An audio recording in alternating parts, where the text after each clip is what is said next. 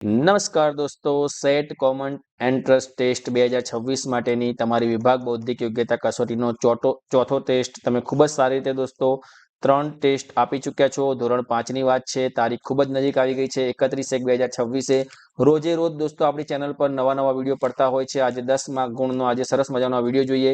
એ પહેલા દોસ્તો આપણા દરેકના મોબાઈલમાં ગાઈડ એપ્લિકેશન હોવી જોઈએ। ગાઈડ એપ્લિકેશન કેમ હોવી જોઈએ? કારણ કે ધોરણ 5 નું સંપૂર્ણ સાહિત્ય દોસ્તો નવી તમારી જે પ્રશ્નપત્રથી લઈને તમારી આવનારી પરીક્ષા એ સિવાય તમારા કોઈ પણ પ્રકારનું સાહિત્ય છે તમને ત્યાં દરેક જવાબો તમને અહીંયા તમને ફ્રીમાં દોસ્તો ઘરે બેઠા પીડીએફ સ્વરૂપે મળી જાય છે અને આપણે જે ટેસ્ટ આપીએ છીએ એનું પેપર પણ તમને ત્યાં મળી જશે દોસ્તો। તો પ્લે સ્ટોર પર જઈને GUIDE લખશો અને આ સિમ્બોલ વાળી એપ્લિકેશન ડાઉનલોડ કરશો એટલે તમને સરસ મજાની આપણી એપ્લિકેશન એકદમ મફતમાં મળી જશે। એ પહેલા જે પણ મિત્રો ચેનલ પર પહેલી વાર વિડીયો જોઈ રહ્યા છે લોકો ચેનલને સબસ્ક્રાઇબ કરો, વિડીયોને લાઈક કરવાનો દોસ્તો ભૂલવાનું નથી। કમેન્ટમાં દરેક જણ યસ સર લખો અને તમારે છેલ્લે 10 માંથી કેટલા સવાલના જવાબ સાચા પડ્યા એ લખવાનું છે। વિડીયો ગમે તો મિત્રો સાથે શેર કરો। ચાલો ત્યારે દોડીએ આપણે આજની ટેસ્ટ આપવા તરફ ઝડપથી। આજનો પહેલો પ્રશ્ન જોઈએ દોસ્તો। પ્રશ્ન ખૂબ જ મજાનો છે। શું છે કે ભાઈ નીચે આપેલા પ્રશ્નો ઉત્તર માટે આપેલા વિકલ્પમાંથી સાચો વિકલ્પ લખો। પશ્ચિમ દિશાની જમણી બાજુએ કયો ખૂણો આવે દોસ્તો? 4 ઓપ્શન છે, ઈશાન, અગ્નિ, નૈઋત્ય અને વાયવ્ય। આપણને એમ પૂછે કે પશ્ચિમ દિશાની ઉત્તર તરફ, તો જો આપણે એક તમને બતાવી દઉં, અહીંયા આપણે ઉત્તર લખીએ તો એ દક્ષિણ આવશે, અહીંયા પશ્ચિમ આવશે અને અહીંયા પૂર્વ આવશે। હવે આપણને એમ કહ્યું છે કે પશ્ચિમ દિશાની જમણી બાજુ, હવે પશ્ચિમ દિશા છે એની જમણી બાજુ કયો અહીંયા આપણે 4 પેટા કરી દઈએ। અહીંયા દોસ્તો વાયવ્ય આવશે, અહીંયા ઈશાન આવશે, અહીંયા નૈઋત્ય અને અહીંયા અગ્નિ। તો પશ્ચિમ દિશાની જમણી બાજુએ આવશે આપણો વાયવ્ય ખૂણો આવશે, એટલે કે ડી જવાબ આવશે। જો ઈશાન બરાબર પશ્ચિમ હોય, પૂર્વ બરાબર વાયવ્ય હોય તો અગ્નિ બરાબર શું? તો અગ્નિ બરાબર દોસ્તો જો ઈશાન બરાબર પશ્ચિમ હોય, આ ઈશાન બરાબર પશ્ચિમ બને છે, પૂર્વ બરાબર વાયવ્ય બને છે, તો અગ્નિ બરાબર બનશે ઉત્તર, એટલે કે સી જવાબ આવશે। તો જે પણ મિત્રો સી જવાબ સિલેક્ટ કરે લોકોને ખૂબ ખૂબ અભિનંદન। સૂર્યાસ્ત સમયે અમર દક્ષિણ દિશા તરફ મોં રાખીને ઉભો છે તો તેનો પડછાયો કઈ દિશા તરફ પડશે? આપણી જોડે 4 ઓપ્શન છે, ઉત્તર, દક્ષિણ, પૂર્વ કે પશ્ચિમ। એક નિયમ યાદ રાખો દોસ્તો કે જ્યારે સવારે જ્યારે સૂર્ય ક્યાં હોય તો આપણને ખબર છે કે પૂર્વમાં, તો એની જે છાયા હોય એનો જે પડછાયો હોય એ હંમેશા પશ્ચિમ દિશામાં પડે। અને બપોરે દોસ્તો સૂર્ય ક્યાં હોય તો બપોરે સૂર્ય દક્ષિણ દિશા તરફ હોય તો એની જે છાયા હોય એ ઉત્તર દિશામાં પડે। અને સૂર્યાસ્ત સમય એટલે કે સાંજે સૂર્ય હંમેશા પશ્ચિમમાં હોય તો એની જે છાયા હોય એ હંમેશા પૂર્વ દિશામાં પડે। તો અહીંયા જવાબ આવશે સી, પૂર્વ દિશા। જો સૂર્યાસ્ત સમય છે એટલે આપણે કઈ તરફ મોં રાખીને ઉભો છે અગત્ય નથી, એનો જે પડછાયો છે એ પૂર્વ દિશામાં પડશે। ચાલો ચોથો જવાબ જોઈએ।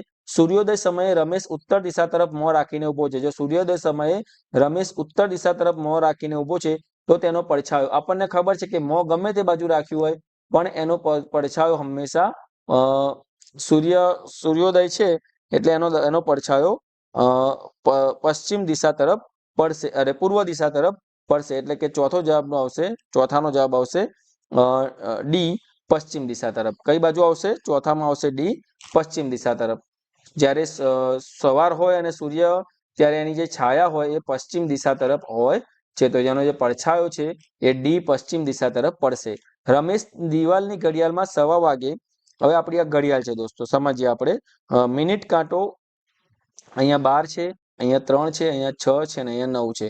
1:15 વાગે મિનિટ કાંટો ઉત્તર દિશામાં છે, એટલે કે આ 1:15 વાગે આ જે મિનિટ કાંટો છે એ ઉત્તર દિશામાં છે, તો આ દક્ષિણ થયું, આ થયું આપણું પશ્ચિમ અને આ થયું આપણું પૂર્વ। તો 3:30 વાગે મિનિટ કાંટો કઈ દિશામાં હશે? હવે જો મિનિટ કાંટો 60 મિનિટ હોય, 60 મિનિટ એટલે 1 કલાકમાં 1 કલાક થાય 60 મિનિટ એટલે 360 ફરે। અહીંયા 3:30 વાગે એટલે કે 3:30 વાગે એટલે કે 2 કલાક અને 15 મિનિટ ફરે છે। તો 2 કલાક એટલે ફરી પાછું ફરે, 360 એટલે પાછું આવી જાય અને બીજી 15 મિનિટ એટલે કે પૂર્વ તરફ આવે દોસ્તો। એટલે કે સી જવાબ જેને આપ્યો હશે એને પૂર્વ સાચો જવાબ બનશે। ચાલો ત્યારે ત્રિકોણના વધુમાં વધુ કેટલા ત્રિકોણ સમાયેલા છે? તો જો અહીંયા આપણે જોઈ લઈએ, આમાં વધુમાં વધુ કેટલા ત્રિકોણ સમાયેલા છે?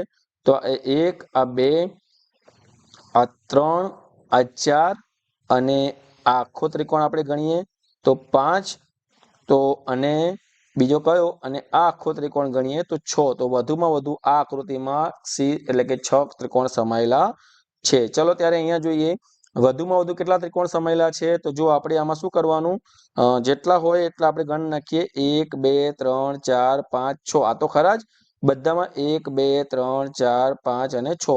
તો 6 × 3 એટલે કે 18 તો આ જ થયા, બરાબર એના ગુણ્યા દરેકમાં 6 અહીંયા 6 અહીંયા 6 અહીંયા 6 તો એને આપણે 6 ને 2 વડે ગુણીશું અહીંયા 6 ને 2 વડે ગુણીશું આ એક ટ્રીક છે દોસ્તો 6 દુ 12 6 દુ 12 અને 6 દુ 12 એટલે 12 તરી 36 આપણા થઈ ગયા અને બિંદુ એટલે કે આ જે બિંદુ છે 1 2 અને આ 3 તો એના આપણે લઈશું બિંદુના ત્રિકોણ આપણે 8 લઈશું બે બે હિસાબે 2 4 અને 6 અને 8 એટલે આપણે અહીંયા બિંદુના ત્રિકોણ બીજા 8 એડ કરીશું એટલે 36 ના 8 44 એટલે કે એ જવાબ આવશે અહીંયા શું કહે છે સમજો દોસ્તો કે આપણે અહીંયા નીચે આપી દઈએ 1 2 3 અને 4 આ ત્રિકોણ બને છે અહીંયા આપણે 1 2 આપી દઈએ અહીંયા આપણે 1 2 આપી દઈએ અને અહીંયા આપણે આપીએ 1 તો જો હવે શું છે આ 1 2 કેમ આ મેં દરેક ત્રિકોણને નામ આપી દીધા હવે 1 + 2 એટલે કે 3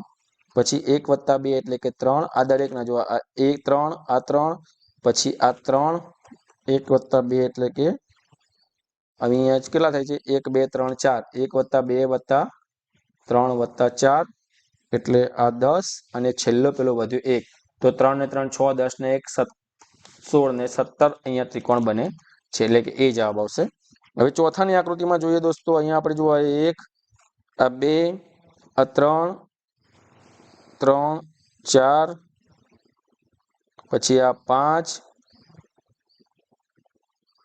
5 થયા પછી આ જે ત્રિકોણ છે 6 આ ત્રિકોણ છે 7 આખો ત્રિકોણ છે એ 8 અને આ ત્રિકોણ છે 9 અને આ જે ત્રિકોણ છે એ 10 એટલે કે 10 ત્રિકોણ બને છે ચલો છેલ્લામાં જોઈએ અહીંયા 1 2 3 અને આ 4 હવે આનો સરવાળો કરીશું 4 + 3 + 2 + 1 તો 4 ને 3 7 7 ને 2 9 ને 1 10 ત્રિકોણ બને જ્યારે આવી રીતે આપેલું હોય ત્યારે ત્રિકોણ ટોટલ કરીને આપણે સરવાળો કરી દેવાનો આજના દોસ્તો અહીંયા આપણે 10 પ્રશ્નો તમને ટેસ્ટમાં આપ્યા છે તમને વિડીયો કેવો લાગ્યો કમેન્ટમાં ખાસ જણાવો સૌને જય હિન્દ જય ભારત ટાટા બાય બાય આવજો